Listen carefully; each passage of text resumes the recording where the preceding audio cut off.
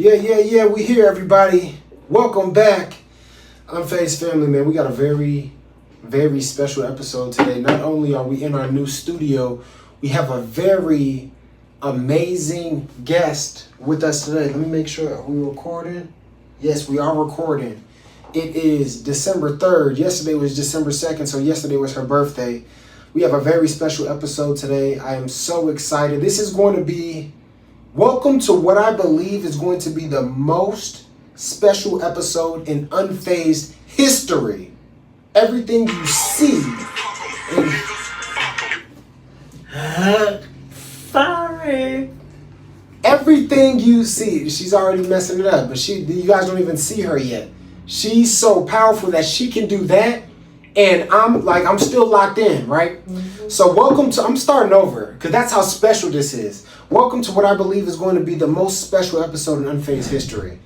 Everything you see today, everything you hear today and have heard on the past episodes was born from the heart, soul, sheer determination of one extraordinary woman. Without her, there would be no Unphased. Without her, there would be no Phase On.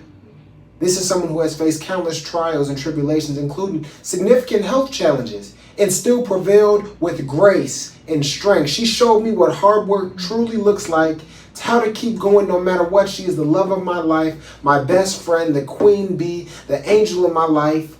Please welcome Pamela McClurge. Let's go. I'm unfazed, I'm unfazed, yeah, I'm unfazed, I'm unfazed, yeah, I'm unfazed, I'm unfazed, yeah, finna stack this paper, I'm unfazed, yeah, finna stack this paper, I'm unfazed. See, I missed a lot of things there. I could have, bachelor's degree, cheerleading, champion. Let me see, The best teen mom ever. Best teen mom ever. I have a text. A mom to a lot of different people, all the people I grew up with. A mom, a aunt, everything.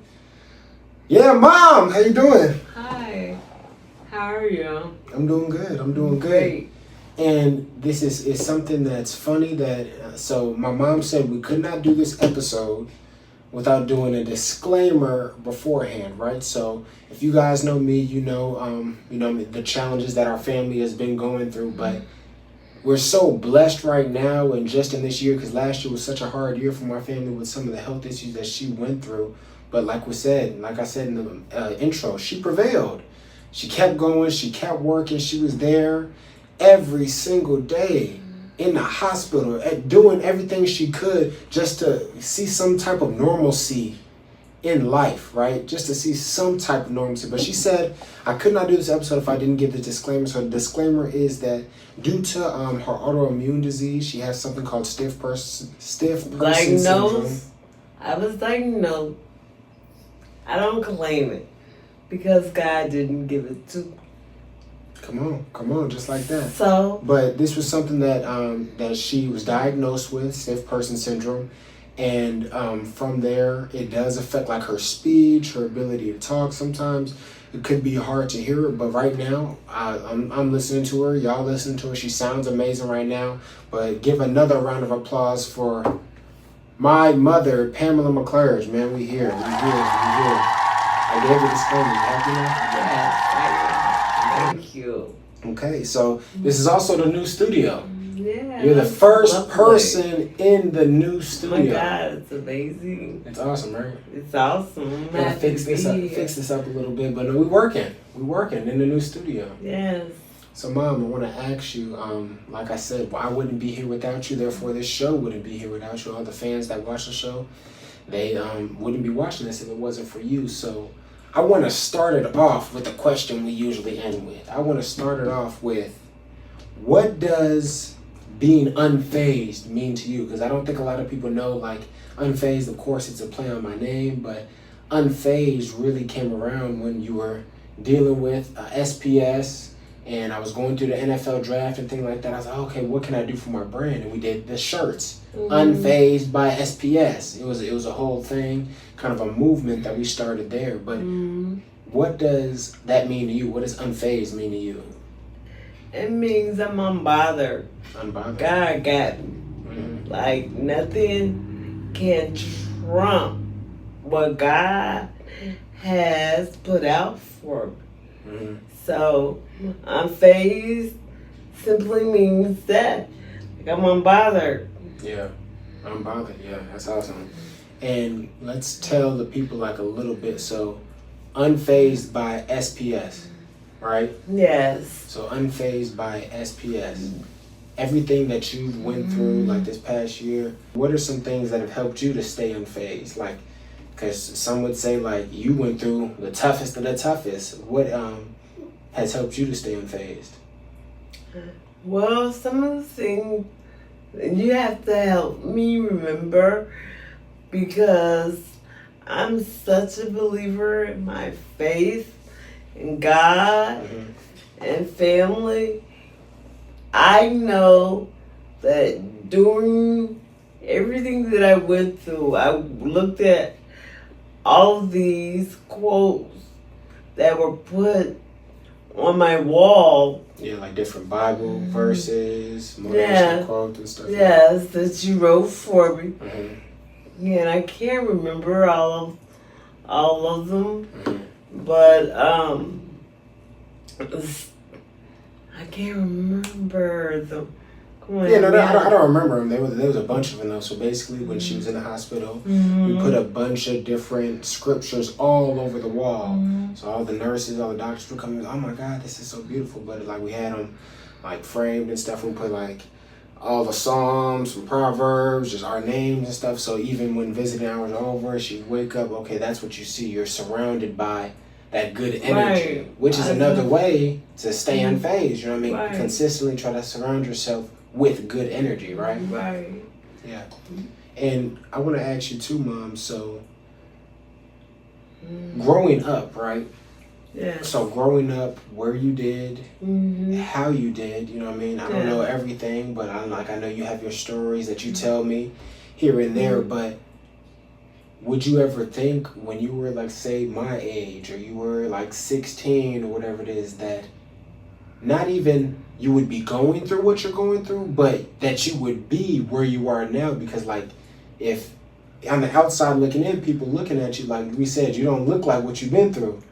And you have 2 successful kids, one that went to Ivy League school. I remember you were in the house. We had Harvard, we had Yale, all the Ivy League schools coming to the house. Right? Visiting, trying to get me to go to their school. So like, you did something that is like a 1% mom. Like all the moms look at you and like, okay, she's doing it. Whatever Pam's doing, how she's raising Faison to mine, that's how I want to raise my kids. Right? So did you ever imagine that? Like when you were younger? Well, no, I didn't, because I did not think about having children once I wanted to get myself together. So I know that growing up, we always want to be better than what our parents were. So that's what I did. So I changed the narrative into my surroundings, and I worked really, really hard. And so I remember living on 75th Street, like this is off of State Street, or no? We had the apartments across from Tyshawn TT. Yes. Yeah, I know what you're talking about. On Vincent. Yeah, Vincent. Right. So that's real Chicago. Y'all don't know. Yeah, I'm originally from Chicago, for real. I'm not. Where I'm from? I'm from the suburbs, y'all. See, that's the example of doing better. She's from the hood. I'm from the suburbs. You already did it. But you know what, for real, like those signs, I don't know. You were in a hood. A little bit. Yeah, a little bit. A little bit. They don't need to know about that though. Yeah. But yeah, okay, so you're working hard, you're on Vincent's, yeah. I was working hard. And so once I was pregnant with you, my surprise child. Oh my God. Oh my God, yes, so much surprise child. And I thought about scenery, and I knew that scenery and what was going on in that environment yeah. that I wanted better, and I didn't know what that looked like. Yeah. So she said, "Where the white people at?" That's what she said. No. So when I said, "Where the white people?" I said diversity. Yeah, you said diversity. I said diversity. You said diversity, but then you went into a neighborhood. Right. Like, this ain't diverse, but right. Still different. So yeah. exactly. Yeah, but I feel like during that time, correct me if I'm wrong, because I don't really know, but I'm like, the Mexicans, the Arabians, and stuff like they weren't there. They're there a lot now, but like back then, were they like that? They were not there. They were not. So it was really just white and black. There, yeah. So you have black neighborhoods, and you have white. You didn't even have a lot of blacks. You didn't have a lot of blacks, barely. There were no blacks in my building. I was always, there's probably maybe 2 black kids in my class ever. And then Rashad came. He was the other black kid. Oh my God, yeah. Yeah. Okay. So when I moved from 35th, I bought my first piece of property. Real estate. In Oklahoma. And 10332 South. Parks. No way, we ain't gotta tell them. Yeah. So yes, I bought my first piece of property there. A condo. A condo there. Nice in Chicago, Oklahoma, Chicago. Region. And it was funny because when I purchased it, I looked at it, and my real estate did say, I thought you wanted, well, I said diverse neighborhood. She was like, well, this is not really diverse. Yeah. But it did make a difference. I loved it. Loved the layout. What I loved even most is that I had dropped my wallet. I think I had a couple $100 in there. And I didn't even realize. And once I was moving, someone brought it to us. And that's when I realized, I was like, I'm gonna stay here. I'm gonna stay in this neighborhood. Exactly. You checked it, you said, oh, they got all the money in there too, huh? Yes. Wow, that's crazy. So, and I think the underlying thing about that they don't know that I want to hit on too is that like you weren't just working like a regular 9-to-5 job. You weren't like doing you were working construction full time. Right. One of the only women like in a field where it's mostly majority men. You were one of the only women, and then you're black as well. So only black woman probably. Was there any other black women? Well, yeah, I had a couple of friends. Yeah, but y'all were the minority. Yeah, they were black as well. Yeah, nice. That was there. Well, working full time in construction, so labor, picking stuff up, going in tunnels, flagging, everything. Yeah, I was quite competitive. Exactly. That's where I get it from. That's where I get it from. Like I was fighting the guys over the jacket, but oh my God. So yeah. Yeah. So then we got into like 10332 Parkside over there where living. You got into the real estate game, and then you kind of start seeing and evolving because I feel like not only did you get us in a different environment, right? But you also put, by default, you were in a different environment. Exactly. So you were not around that environment that could have been bringing you down as well, right? Right, kept me stagnated. Kept you stagnant, yeah. Yeah, so exactly. You're right. Yeah. So it brought me. So my focus when I got there was to make sure you had all the tools that you needed to succeed. Come on. And by doing doing that, I mean, I had ABC rug. Yeah, everything. I had the Multiplication on the wall. yes, like he didn't have to do anything. Had the clothes, Yeah. like Yeah, and it's crazy because it's like, I think a lot of the beginning stages, like of learning, of course, like I was going to school and everything, but you made sure there was no way that I could ever fall behind because we were doing extra. And it became fun. You made it fun, and that's like a thing that as I like get older and I want to have kids, it's like I do remember that. Like I remember the ABC rug. I remember all these small ways to help me learn and put me in different positions to learn, which is like another testament to you being an amazing mother too, and for a lot of single mother as well. Yes. You know what I mean? So that's huge. Yes. And what would you say for you is a favorite memory that we have together? Well, then it was one of the things that as they, what were you, 4, When? 5? How old were you? When what? When we were there. I don't remember. Okay, so when we Yeah. were there,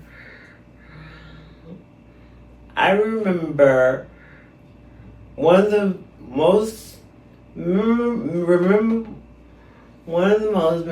things to me was that I never had to tell you to do your homework. You know how they bring your folder? Yeah. You used to bring the folder in. Yeah, but I had to put it on your You bed put it at on the night. bed. You used to always do that. Oh.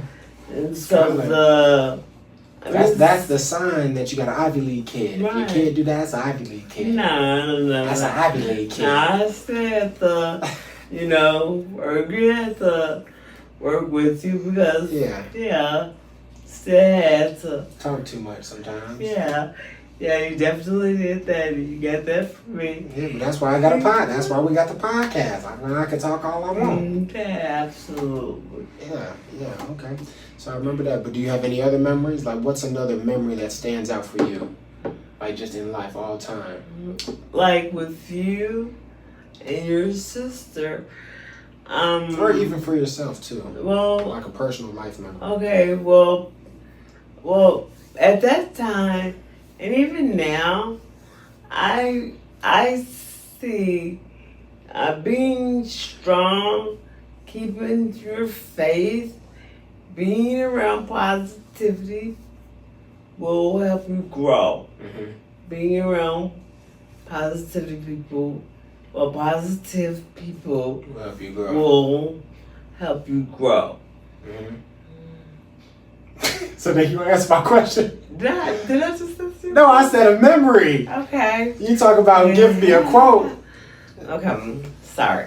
This is a positive quote. So you know I said a memory. So you guys, my son. That beautiful people live in a world where And it's just beautiful people okay. and positive people are so positive. Okay, so one of the most memorable things moments in your life, in my life is me going to school while going through the beginning of these challenges that I have.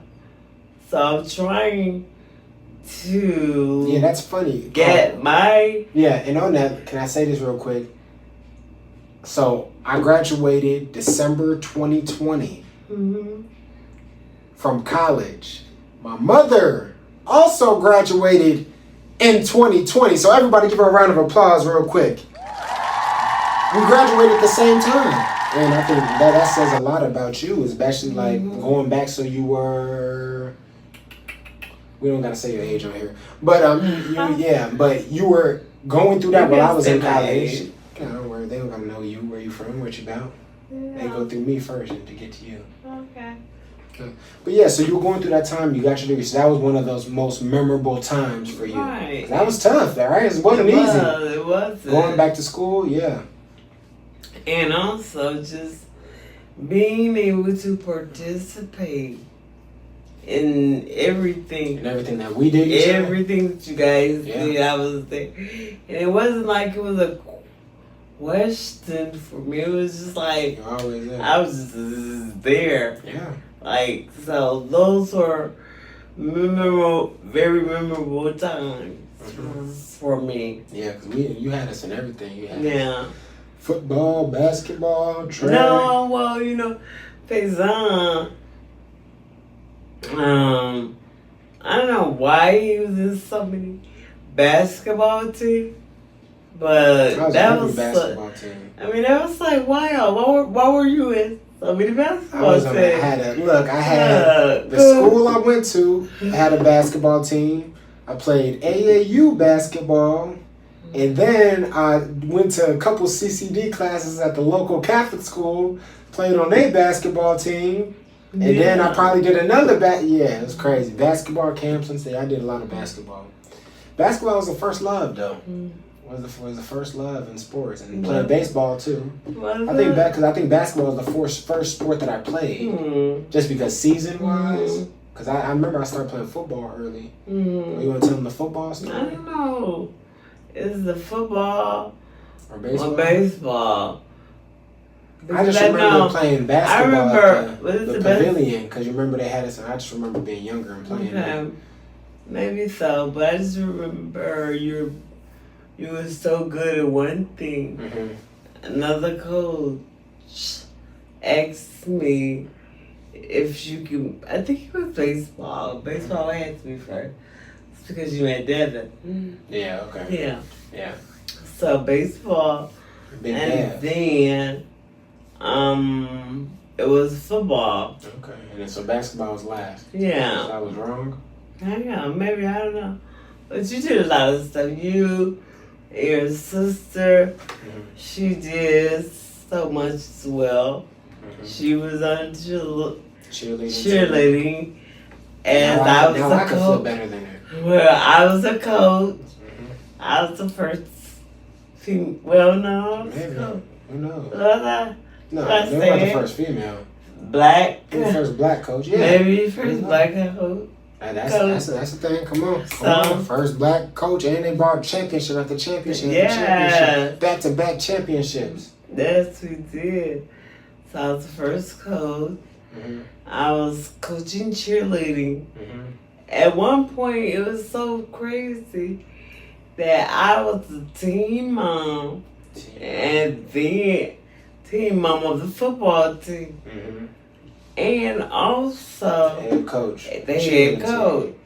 They had to figure it out. Yeah, it was like, I'm taking too much time. Yeah, because I was doing a lot. And then for football, like, remember when I first started playing football, remember when I was crying on the field and stuff like that? Yeah. And you was going to take me out, right? Well, no, at first, this is my logic with my children. I'm telling them, look, okay, this is your choice if you want to play it. If you play it, you start something, you're going to have to finish. I tell them that every wasn't year. Just because you put the deposit down already, you couldn't get the deposit back. And that. Oh my gosh. Oh my God. Oh, Hey, you said, like, I already put the money down now. You better go run a couple more laps. Yeah, I thought about $300. Yeah, I was like, you better go run a couple more laps. Finish the laps, let me tell you what happened. Run 300. No, you better run $300 more worth of laps out here. So, if you guys didn't know, this is how football became into fruition for Mr. Unphased. Yeah. So, the first year, the first year, I put you in, right? And so, I didn't know, but they had to go through training process. Yeah, like working out. Like I've never worked out in my life. And yeah, you probably never worked out in his I life. just played sports. I didn't know about like abs and. Right. So Faison was crying. Like, Mom, like, yeah, I don't want to do this. Oh, I'm I had me feeling muscles I ain't never felt before. I was like, I said, what is that? I feel like somebody stabbing me. I was like, no, go back. You good. You're good. Just go back. Mm-hmm. So he started crying like, Mom, why are you making me do this? I was like, can we go? I'm trying to leave. Let's right. go. I'm like, no. Just say you got it. You got it. Didn't get through the first year. Yeah. Well, I got through the first couple weeks, but then when I touched that football and we actually started to play football, it was good. It was good. All the working out and stuff in between, but that's kind of crazy because, like, look at that point right now and then to where I am now. No, second year you did the same thing. I probably did the same thing because working out is different. Though. Second time, I was going to take you out. Yeah. Because I was like... I probably did it for the work. Yeah, that working out is different though. Yeah, the working out is very different. Yeah, than the actual game. So yeah, the mothers that was there had to pull me away. Oh my God. Because I almost got her. Yeah. I almost got her. Yeah, you did. But okay. And Mom, what advice would you have to the people out there, right? So let's just say we do this two different ways because like you're a proponent of like you don't look like what you've been through and we talk about all the health challenge and things like that, but like there's a lot of people, like especially in America, the country that we live in, where a lot of it is more we're doing things for the money than the people. Yeah. So they make billions of dollars off of chemotherapy. They still haven't found a cure to cancer. All these things, you know what I mean? So for people that are going through health issues similar to yours that have chronic things that they're dealing with, like what would your advice be to someone like that? You know what I mean? Because I know you have a group chat and things like that with people from like stiff person syndrome, but like what would be your advice to those people? My advice is to once you fall, you get back up. I have fallen so many times. You have to get back up. Stay diligent. Do your own homework. You have to make sure that you have the right people around. And just keep praying. Keep praying. Without God, you don't have anything. So keep God on your side. Keep a good support system in place. And just make sure that you just stay strong and stay diligent. Come on.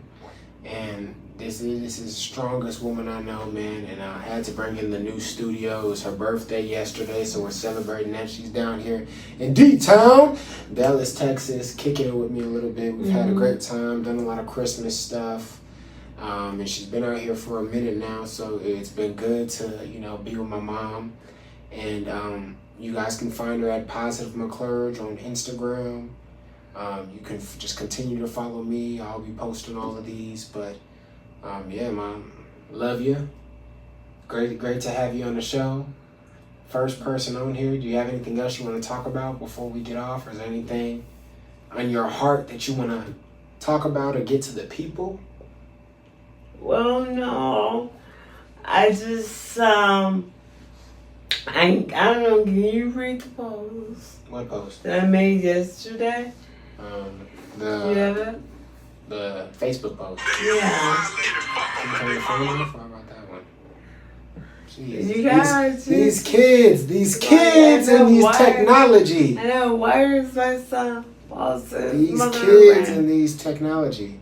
Yeah, I'll go to this. She had a birthday post. Here we go. And I was trying to kind of what was explain a little bit about my journey. Because it was like, I mean, like, look at me right now. Like, I mean, I know I'm looking good. I'm feeling good. Yeah, so the post said, she posted on her birthday, as I'm celebrating my birthday today, how can I begin to thank all of you? Last year was one of the hardest and most terrifying seasons of my life. I spent days, weeks, even months in the hospital.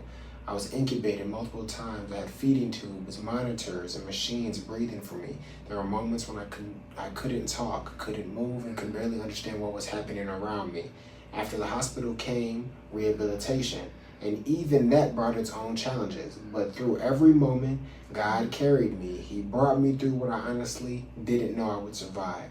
And He sent you, my family, my friends, everyone who stood beside me to help hold me up when my strength was gone.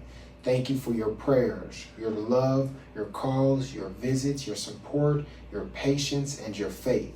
Thank you for fighting for me, speaking for me, believing in me, and reminding me that I wasn't alone. I am so grateful for every single one of you. Today I celebrate you. I celebrate your love, your strength, your compassion, and your loyalty.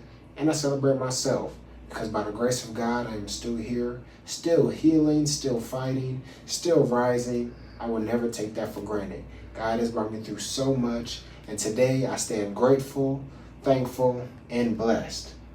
Amen. Amen. Thank God for ChatGPT. Yeah. How did I use ChatGPT? That sounds so sad. Unphased, y'all. We out of here. I'm unfazed.